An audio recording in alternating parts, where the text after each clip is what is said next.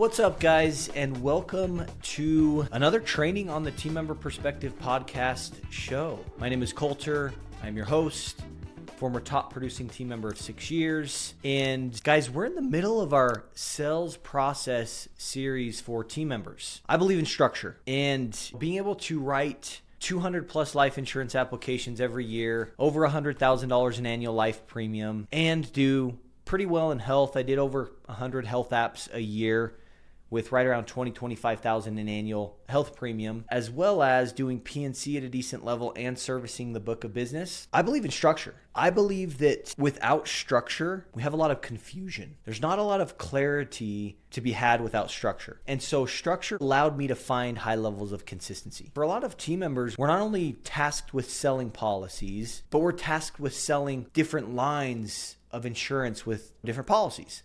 So we've got a lot of different policies that we need to balance, but then a lot of us are helping service the customer, service the book of business. And so there's a lot that can require our time and attention. And because of that, I think that there's a lot of confusion. I think that a lot of agencies find themselves just barely keeping up with the workload that they already have. And especially when we get into we're understaffed, it puts a lot of pressure on our current team members to make sure that everything's happening in the agency, make sure that we're delivering on the promise for our current customers so we can retain them, but also having this focused effort to bring more business into the agency and help them get not only the auto and the home insurance or the P&C, but also help them get life and health insurance. And so it's just this dynamic that can be challenging for a lot of agencies. And for me, being in the agency for 6 years, I know how it goes. I've been in positions where we've been heavily understaffed, which has put a lot of pressure on me or my coworkers to keep up with everything but still hit our sales goals. And it can be chaotic. There can be a lot of chaos within insurance industry. So I feel like structure allows us to find some clarity, allows us to have some sort of structure, some sort of system, processes that we can plug into that allow us to be consistent even when we feel like we don't have the time to be consistent. These systems and processes, the structure allows for that consistency to happen on the days that we don't feel like we can find that consistency. So that's what structure has done for me. And that's what this whole sales process series is about, structure, and specifically around our sales process. And so we are on part 3 of our sales process series. And part 1, we talked about finding and how to have consistent production, we need to make sure that we have consistent finding. Because in sales, if we don't have the consistent finding, if we're not filling the top of that funnel consistently, there will come a point when that will be reflected into our production. And I think it's one of those things that we don't necessarily feel the effects of not finding right away, but it might be a month or 2, maybe even 3 months delayed is when we start to feel our lack of finding effort, right? Where we get to a point where the pipeline's dry. And it's really easy to find then when the pipeline's dry, but to prevent this roller coaster of production, we just need to always be finding. And we need to make finding a priority. Find every day, regardless of what we've got going on, regardless of if we're understaffed, regardless of if all we can seem to do is service work and we've had one of those days where it's just service heavy, or even regardless if we're just writing one of those days where you can't take a break. You get in, you're writing policies.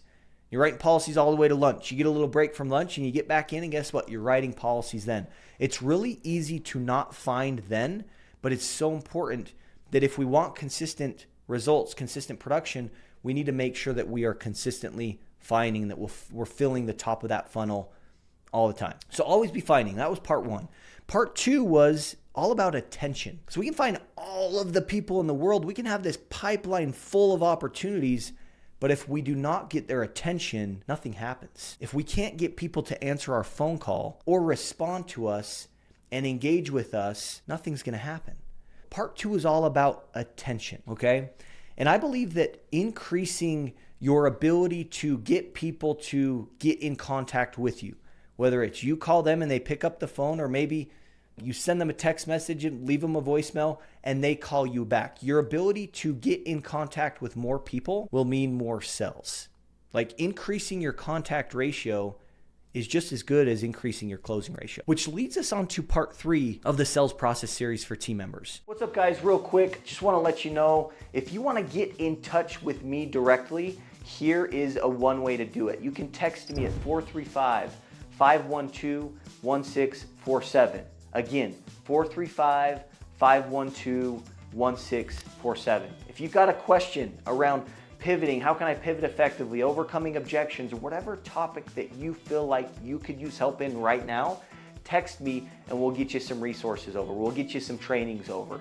But also, if you want to get involved with us here at the Team Member Perspective and you want to plug into a community of high performers, of people that are playing at a really high level, if you want to get around those people and learn what they're doing and train with us and practice with us, please text me.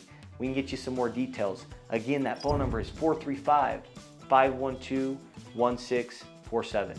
Appreciate you and enjoy. And this is all about presentation. This is really where I feel like the magic happens. This is where we build value. This is where we're doing a lot of selling. Right now, I don't really like to think of ourselves as salespeople.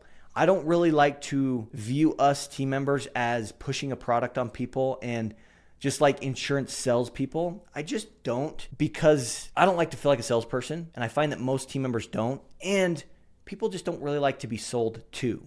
So instead, I've reframed it for myself to helping people help themselves, challenging people's thinking and help them maybe identify problems that maybe they didn't know that they had, or maybe that they think that they have the problem, they are aware of the problem, but in their mind, it's a small problem and it's not too big of a problem. Help people identify problems, think about their exposures and their risks a little bit differently, and help them possibly solve those problems. Like, that's how I view selling, is helping people help themselves.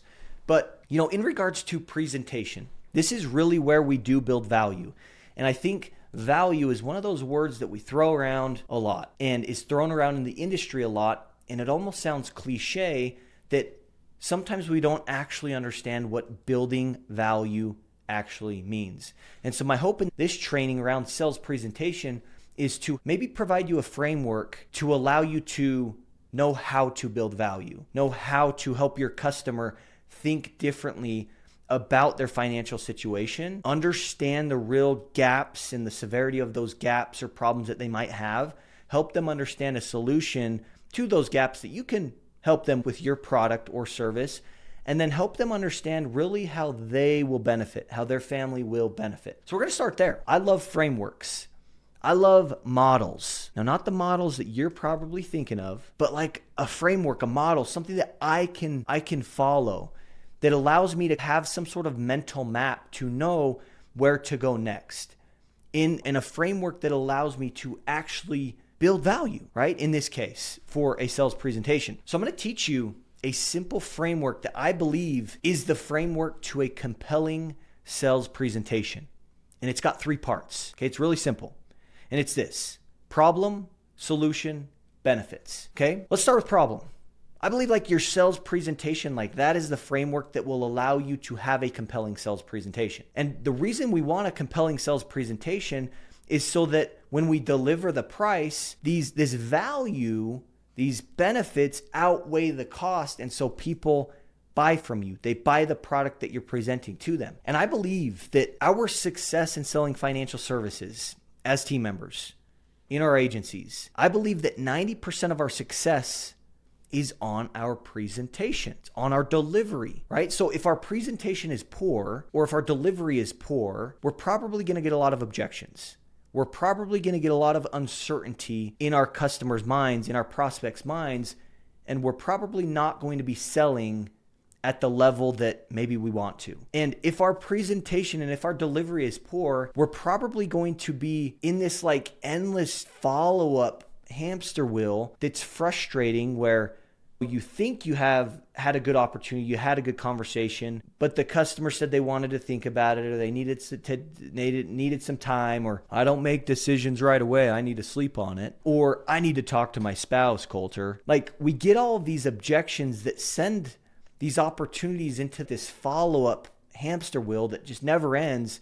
And I believe that kind of leaves us team members frustrated with the lack of sales because we're in this endless follow-up, and frustrated because when we think that this was a good opportunity, but they wanted to think it over, whatever objection they gave you to get you off the phone, like when you call them back, they don't answer. And when you call them again, they ghost you and they're not responding back to you. That's frustrating. And I think when you have enough of that, you start to doubt yourself. You start to doubt your products. You start to doubt your abilities to help people help themselves, and you start to doubt your ability in selling. And I think that really starts to affect our confidence.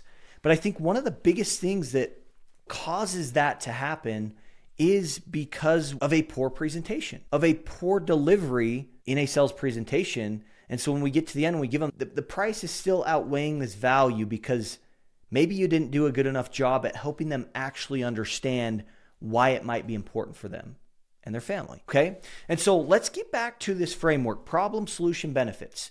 I believe in simplicity, and I believe this is a very simple way, this is a very simple model that you can follow in your mind, and I would encourage you to run your sales presentations through that will allow you to start to be more compelling in your presentations. And when you're more compelling in your presentations and you get good at your delivery, you're going to start to sell a lot more policies. I believe that a lot of you team members listening to this are actually setting yourself up for objections. Whether you realize it or not, you're setting yourself up for objections. And you're wondering why you're not closing policies. You're thinking that you need to get better at overcoming objections because you're getting all these objections, but you're not thinking about maybe why you're getting the objections in the first place. So I'd encourage you, run your sales process, run your sales presentation through this problem, solution, benefits framework. And maybe this will help you. I don't know, but this has helped me. This is what allowed me to find high levels of consistency in selling financial services. Guys, at the end of the day, I feel like P&C is one of those things that if you want to sell more P&C, get more leads, quote more households, and you will eventually sell more policies.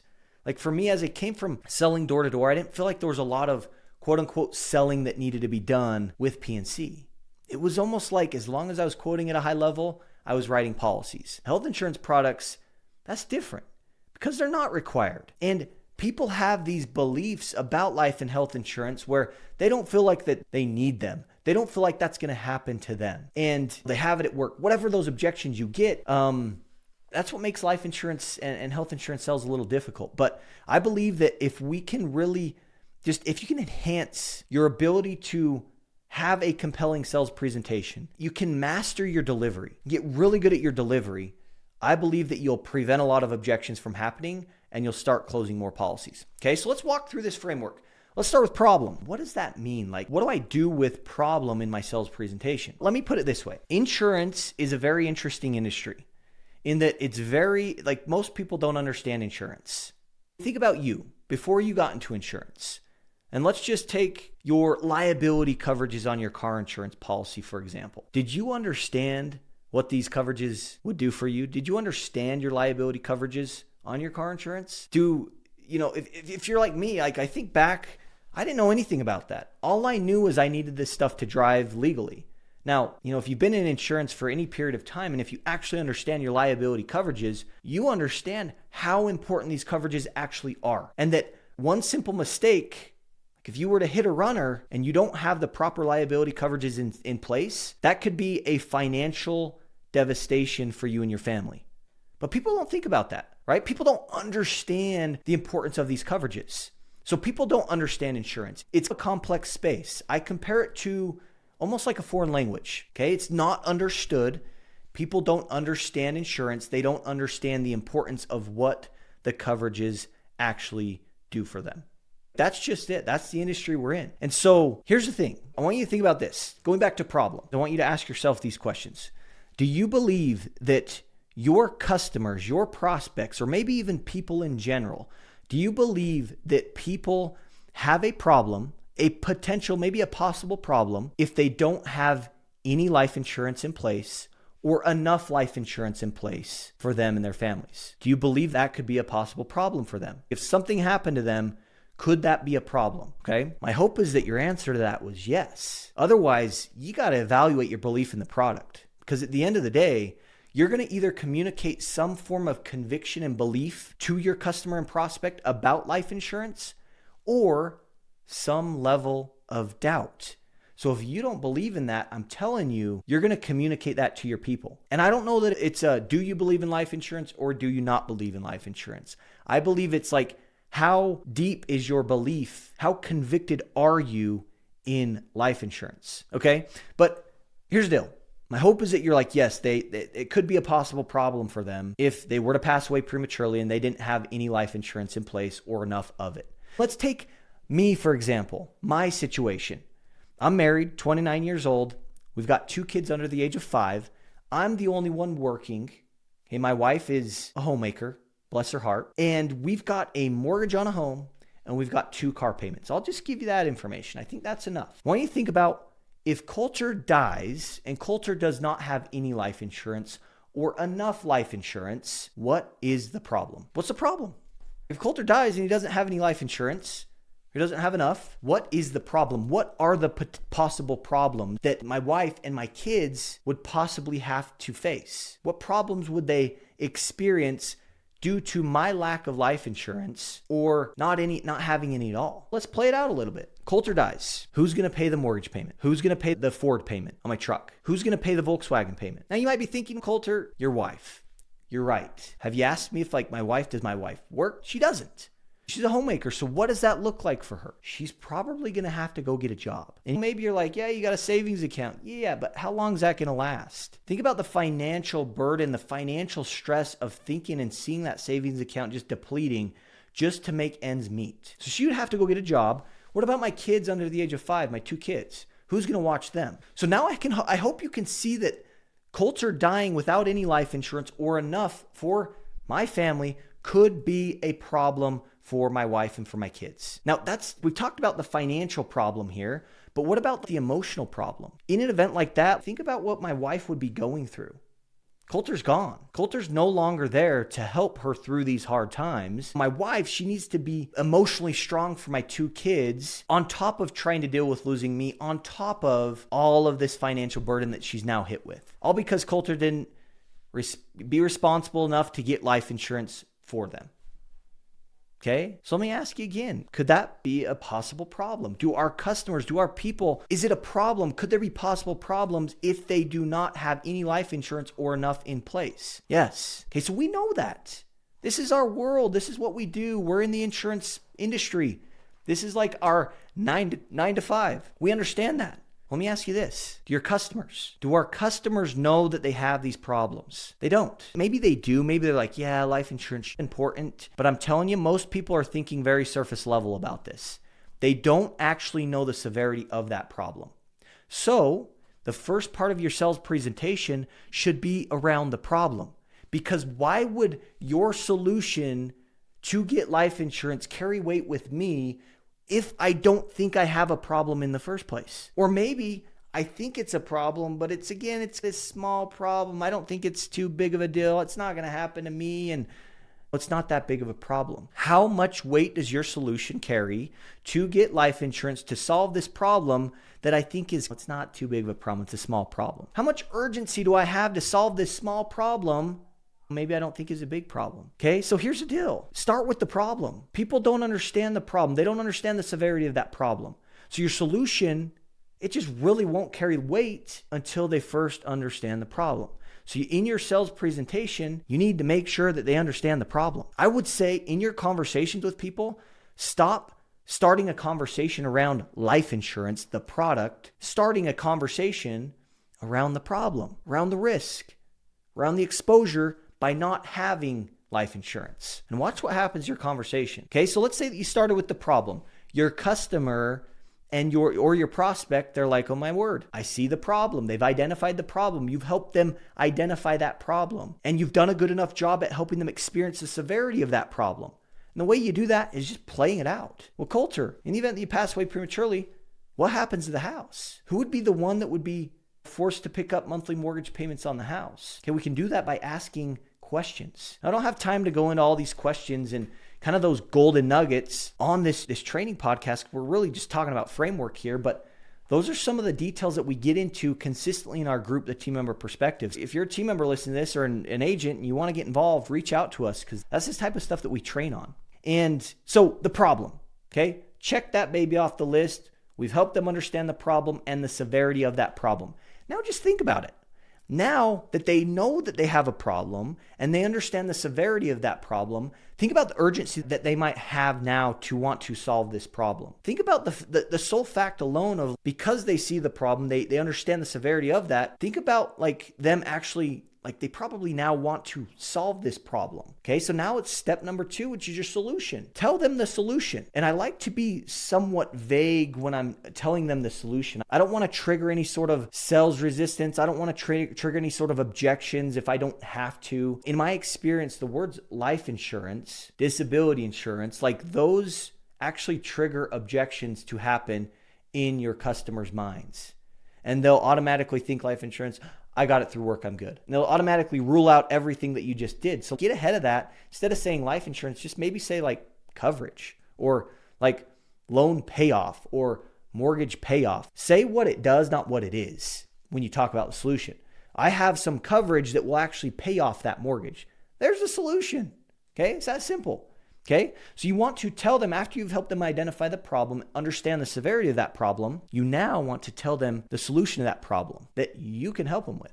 We have a coverage that can actually pay off this loan. Okay, now after you've done that, now the third piece, which is very important, is benefit. A lot of team members like to leave this piece out, but this is where we really personalize it to that specific customer or prospect. How do they benefit by getting life insurance to pay off the mortgage, to pay off the loan on the car, to replace income for their family? And how does their family benefit by getting that coverage to do those things? Let them know the benefits, okay? And this is, again, a lot of team members like to leave this out, but it's like, why would you leave this out? Like, this is tailoring it to them. Here's the thing, your customers and your prospects, they don't care about you. They don't care about your company, and they don't care about your product.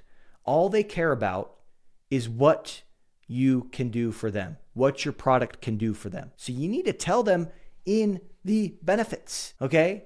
And so if I tell the solution, this coverage will pay off the mortgage in the event you pass away prematurely, I got to tell them why in the world that might benefit them, how it could benefit them and their family. So I might say, that way, Cindy and the kids would never be in a position where they might have to be struggling to make this monthly mortgage payment, like on top of trying to deal with losing you. That way, John and the kids, that way they wouldn't have to sell the home out of necessity. That way, Christopher wouldn't have to be in a position where he'd have this added financial burden of trying to figure out how to cover these final expenses, like on top of trying to deal with losing you. Explain the benefits to them. This is how it becomes very personal. And you noticed how I'm using names in those benefits? It paints that picture. How do they benefit? How do their family benefit? Hey, that way, Coulter, you can go to bed at night knowing that if something terrible happened to you, that Lacey and the kids are taken care of. That they don't ever have to be in a position where they might struggle financially, on top of Lacey trying to be emotionally strong for the kids, and on top of trying to deal with losing you. Okay, so problem, solution, benefits. That's the ticket to a compelling sales presentation. And I'm telling you, if you can double down on your delivery, if you can double down on this presentation, you're not going to get a lot of objections. You're going to prevent a lot of them from happening. And when you get to the end and you give them the price, value is going to outweigh the cost, and you're going to start closing more policies. So to end, I just want to share this. What we're doing in this sales presentation is we're not telling people what to do. We're showing them what this will do. So instead of telling people, stop thinking about telling people and start thinking about showing them, right? We're in a day and age where people need to be shown what your product or service can do for them.